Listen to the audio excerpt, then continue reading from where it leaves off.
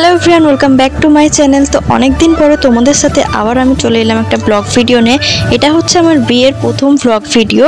তো দেখো তোমরা সবাই কেমন আছো আমায় কিন্তু কমেন্টে অবশ্যই জানিও, আর আমিও না অনেক ভালো আছি। এটা যেহেতু আমার প্রথম বিয়ের পরের ব্লগ ভিডিও, তো তোমরা কোনো ভুল হয়ে থাকলে তোমরা প্লিজ একটু ক্ষমা করে দিও। তো যাই হোক, দেখো আজকে সকাল থেকে সারাদিন আমি কি করি সেটাই তোমাদের সাথে আমি শেয়ার করব।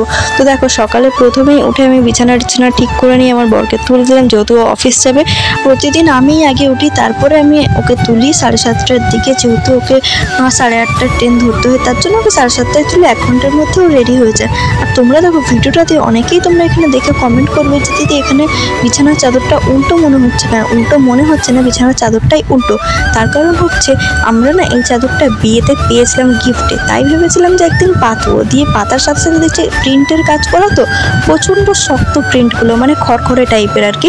তো পিঠে প্রচুর লাগছিল, তার জন্য এটাকে উল্টো করে একটু সফট হয়ে যাবে, তখন আবার এটা সোজা করে পাতবো। এই দিকের কাজ আমার মোটামুটি কমপ্লিট হয়ে গেছে। এবার আমি চুলটা ভালো করে আঁচড়ে নিয়ে আমি একবার স্নানে চলে যাবো। স্নান থেকে এসে গেছি, দেখো এবার আমি ভালো করে একটু স্কিন কেয়ার করে নেবো। স্কিন কেয়ার কিছুই নয়, ডেলির যেটা ইউজ করি আর কি, সানস্ক্রিন, সেটাই আমি ইউজ করবো। আর দেখো আমার ক্যামেরাটা কীভাবে আমি রেখেছি, সেটাই পাশ থেকে আমার বড় সাইড থেকে বলছে যে তোমার ক্যামেরা ঠিক নেই। কিন্তু কি বলবো, আমার এতটাই আত্মবিশ্বাস নিজের ওপর যে ভুল করলেও আমি সেটা বলে যাচ্ছি যে না আমার ক্যামেরা ঠিক আছে। তো যাই হোক, আমার বড় অনেকবার বলেছিল যে তোমার ক্যামেরায় তুমি আসছো না, যদিও আমি সেটা শুনিনি, আমি নিজের কাজ করেই গেছি। তারপর দেখো ওর সামনে এসে একটু ক্যামেরায় মুখ টুক দেখাচ্ছে, তারপরেও পেছনে গিয়ে বলছে দাঁড়াও আমি তোমার ক্যামেরাটা ঠিক করে দিই। বললাম হ্যাঁ ঠিক আছে, ক্যামেরা ঠিক করে দাও। কিন্তু দেখো ক্যামেরা ঠিক করতে গিয়ে চারিদিকে নড়িয়ে নাড়িয়ে আমার একটু পছন্দ হলো না। তারপর আমি নিজেই গিয়ে ক্যামেরাটাকে সেট করে দিলাম। তো দেখো আমি স্নান করে ভালো করে আগে চুলটা আঁচড়ে নিই। আর চুলটা আঁচড়ানোর সময় না আমার এত হেয়ার ফল হচ্ছে কয়দিন ধরে, জানি না কেন, প্রচুর হেয়ার ফল হচ্ছে। যার জন্য আমি না রিসেন্ট একটা শ্যাম্পু নিয়েছি, সেই শ্যাম্পুটা তোমাদের আগেই দেখালাম। দেখো আমি চুল ভালো করে আঁচড়ে চুলটাকে আমি খোপা করে ক্লিপ দিয়ে দিলাম। তারপর হচ্ছে আমি যেদিন বিয়ে করে প্রথম এই বাড়িতে আসি, যেদিন আমি সিঁদুর পরবো, সেদিন আমার শাশুড়ি মা একদিনই আমায় বলেছিল যে সিঁদুর পরার সময় চুল খোপা করে পরতে হয়। সেই থেকেই আজ বিয়ের আমার 1.5 মাস হয়ে গেল আমি এই ট্রিকটাই ফলো করি। তো যাই হোক, আমার এদিকের কাজ তো মিটে গেছে। এবার হচ্ছে আমার বড়ের টিফিন প্যাক করবো। এই যে আমার বড়ের টিফিন আমি নিয়ে এসেছি, আর এখনও স্নান করতে চলে যাচ্ছে। স্নান করে এসেই তাড়াহুড়ো করে রেডি হয়ে ও এখন বেরোবে। তো যাই হোক, টিফিন আমার রেডি হয়ে গেছে। এবার আমি এটাকে ব্যাগে ভালো করে পুরে দেবো। আর দেখো জলের বোতলটাও না আমি সাইডে দিয়ে দিয়েছি। তারপর দেখো আমি আয়নার সামনে দাঁড়িয়ে একটু ঢংচং করে নিলাম। দেন আমার একটু খিদে পাচ্ছিল, আমি চলে গেলাম চা খেতে, নিজের জন্য একটু চা বানাতে। যেহেতু আমাদের এই বাড়িতে না কেউ চা খুব একটা পছন্দ করে না, মানে এই বাড়িতে আমি শুধু একমাত্র চা খাই। তো যার জন্য আমরা একার জন্যই চা করতে হয়, 2 বেলা 3 বেলা আমি যতবারই চা খাই আমি নিজের জন্য শুধু একটুমাত্র করি, কারণ এই বাড়িতে কেউ আমার চা খেতে পছন্দ করে না, তার জন্য আমার একার জন্যই চাটা আর কি হয়। তো যাই হোক, আমি নিজের চাটা নিজেই করে নিলাম। আর তোমরা হয়তো এখন ভাবছো দিদি ভাই তোমাদের বাড়িতে কি আর কেউ নেই, তুমি সব কাজবাজ করছো? কোথায় আমি সব কাজবাজ করলাম বলো তো? তোমরা অনেকেই এখন কমেন্টে আমি বলতে আসবে যে তুমি সব কাজ করছো। তো হ্যাঁ, আমি যদি সব কাজ করেছি তো আমি করতে পেরেছি, তো আমি এই বাড়ির আমাকে তো কিছু কাজ করতেই হবে। তো দেখো আমার চা তো এখন ফুটে গেছে। আর তোমাদের কাজের বিষয়টা বলি, আমি শুধু আমার বরের টিফিন প্যাক করে আমার ঘরটা একটু গুছিয়ে রাখি, বিছানা করে আমাকে আমার এই বাড়ি থেকে, মানে শ্বশুরবাড়ির শাশুড়ি মা শ্বশুর আমাকে কোনোদিনই আমাকে কাজের জন্য কোনো প্রেশার দেয়নি যে তোমাকে এই কাজটা করতেই হবে বা সকালে উঠে এই কাজগুলো করতে হবে। তো এই চাপগুলো আমার নেই। আর আমার হাজব্যান্ড তো সকালে বেরোয়, তো তার জন্য টিফিন সবই বানাতে হয়, তার জন্য কিন্তু আমাকে সকালে ওঠার জন্য কোনোদিনই কিছু বলেনি। আমার শাশুড়ি মাই রোজ সকালে উঠে টিফিনটা করে দেয় ছেলের জন্য, আমি শুধু ওটা গুছিয়ে ব্যাগে ভরে দিই। তো দেখো আমার বর্মশাই তো রেডি হয়ে গেছে, আর আয়নার সামনে দাঁড়িয়ে উনিও একটু ঢং করে নিচ্ছে। আর আমি ওনাকে একটু বলছি যে তুমি বলো যে তোমার বউয়ের চ্যানেলটা যেন সবাই সাবস্ক্রাইব করে দেয়। তো দেখো ঢং করে কিছু বলছে না। তো যাই হোক, ওর ট্রেনের টাইম হয়ে গেছে, বারবার আমি বলছি দেরি হচ্ছে। তো ওকে আমি টাটা বাই বাই বলে আমি চা নিয়ে বসে গেলাম।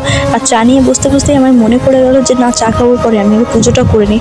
যার জন্য দেখো আমি জল নিয়ে তুলসী মন্দিরটা ভালো করে আমি ধুয়ে নিলাম। তারপরে দেখো আমি ঠাকুর ঘরে এসে ঠাকুরের স্থানটা একটু পরিষ্কার করে ফুল টুল দিয়ে আমি পুজো করতে বসে গেলাম। আর পুজোর ডিপার্টমেন্টটা আমারই থাকে প্রতিদিন। সকালে আমি স্নান করে নিই তাড়াতাড়ি। আমার ওই বাড়িতেও আমি আগে স্নান করে নিই, তোমরা তো আগের ভিডিওতে আমি দেখেইছো যে আমি অনেক আগেই স্নান করে নিই সকালবেলা, তার জন্য স্নান করে পুজোটা আমিই দিই এই বাড়িতেও ওই বাড়িতেও। তো যাই হোক, পুজো দেওয়া আমার এখন কমপ্লিট হয়ে যাবে। আমি বিয়ের আগে ওই বাড়িতে যে কাজগুলো করতাম এখানে ঠিক সেইগুলোই আমায় করতে হয়, মানে কোনো বাড়তি কাজ আমার অ্যাড হয়নি এখানে। তো আমার সেরকম কোনো অসুবিধা হচ্ছে না, আমার বেশ ভালোই লাগছে, মজার আনন্দে কেটে যাচ্ছে সবার সাথে দিনটা। তো যাই হোক, আমার পুজো করা তো কমপ্লিট হয়ে গেছে। এবার আমি খেতে বসবো, যেহেতু আমি চা বিস্কুটটা তখন রেখে দিয়েছিলাম, আমার খাওয়া হয়নি পুজো করবো বলে।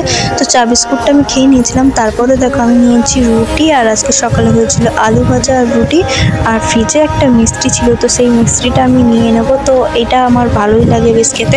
আমি জানো তো আগে না রুটি একদমই পছন্দ করতাম না, মানে আধখানা রুটিও যদি আমি খেতাম না আমি গাগুলো তোমার আমি বমি করে দিতাম। কিন্তু জানো তো এখন আগে আস্তে আস্তে একটা রুটি খেলাম দিয়ে এখন দুটো করে রুটি মোটামুটি আমি খেয়ে নিই, তো সেরকম কোনো অসুবিধা হয় না। তো তার মানে এই নয় যে আমি রুটি খেয়ে থেকে যেতে পারবো, আমার ভাত না খেলেও চলবে, আমার ভাতটাও দরকার। তারপরে দেখো দুপুরবেলা আমি শাড়ি টাড়ি পরে সুন্দরভাবে সেজেগুজে রেডি হয়ে গেছি একটু রিলস করবো বলে। তোমরা আমার ইনস্টাগ্রামে রিলসগুলো পেয়ে যাবে, সেটা হচ্ছে সম্পারায় 734, তোমরা সার্চ করে নিতে পারো। তারপর দেখো দুপুরবেলা আমার শাশুড়িমা তরকারি রান্না করেছিল আর আমি করেছিলাম পটল ভাজা, আলু ভাজা আর হচ্ছে পেঁয়াজ ভেজে নিয়েছিলাম আলু ভাতের জন্য। যেহেতু আমি তরকারি মরকারি দুপুরে সেরকম কিছু খাবো না, তাই আমার জন্য এই ভাজাভুজিগুলোই খাবো। জানো তো এই গরমের কালে না আমি দুপুরবেলা তরকারি মরকারি খুব একটা পছন্দ করি না। এই যে ডাল আলু ভাতে পাঁপড় ভাজা দিয়েই আমার লাঞ্চটা সেরে নিলাম। এই গরমের দিনে আমার মতন কারা ডাল এই পাঁপড় ভাজা দিয়ে ভাত খেতে ভালোবাসে আমি কিন্তু কমেন্টে জানাতে একদম হলো না। তারপর দেখো দুপুরবেলা তো খাওয়া দাওয়া কমপ্লিট হয়ে গেল। এবার আমি না সকালের দিকে এই জানালাগুলো খুলে দিই, তার ঘরে একটু রোদ আর একটু হাওয়া টাওয়া আসে, তার জন্য আমি জানালাগুলো খুলে দিই। কিন্তু দুপুরবেলা শুতে যাওয়ার সময় না ঘরে পুরো রোদ ঢুকে উঠছে না, আমি জানালার পর্দা ফেলে ঘুমাই। তো যাই হোক আমি এখন ঘুমাই, দেখা হচ্ছে সন্ধ্যাবেলা তোমাদের সাথে। 2000 years later.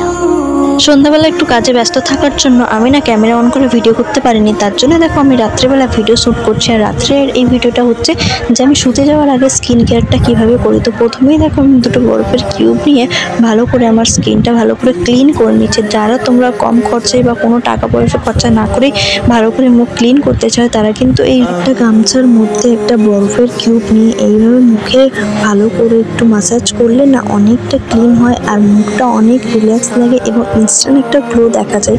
তো আমি তো এটা প্রতিদিনই করি, আর প্রতিদিন না করলেও এক দুদিন পর পরে করি। তোমরা অবশ্যই বাড়িতে করো, খুব ভালো রেজাল্ট পাবে। তারপরে দেখো আমি একটা ডেলি ইউজ করি যে নাইট ক্রিমটা, সেই নাইট ক্রিমটা আমি ইউজ করে নিলাম। এবার আমি ভালো করে চুলে একটু তেল দেবো, যেহেতু আমি কালকে শ্যাম্পু করবো আর যেদিন আমি শ্যাম্পু করি তার আগের দিন আমি চুলে তেল দিই। তো তার জন্য আমি কালকে যেহেতু শ্যাম্পু করবো আজকে, তার জন্য আজকে রাতে আমি ভালো করে চুলে তেল দিয়ে দেবো। তেল দেওয়ার পরে আমি চুলটাকে বেঁধে নিয়ে তারপরে আমি এটাকে কালকে শ্যাম্পু করবো। আর কেন শ্যাম্পু করি জানো তো, সরি শ্যাম্পু করার আগে কেন তেল দিই জানো তো, শ্যাম্পু করার আগে তেল দিলে না একটু সিল্কি ভাবটা আসে শ্যাম্পুর পরে, তার জন্য আমি প্রতিদিন না যেদিন আমি শ্যাম্পু করি তার আগের দিন আমি তেল দিই। তো যাই হোক আমার ভিডিওটা তো কেমন লাগলো অবশ্যই আমার কমেন্টে জানিও।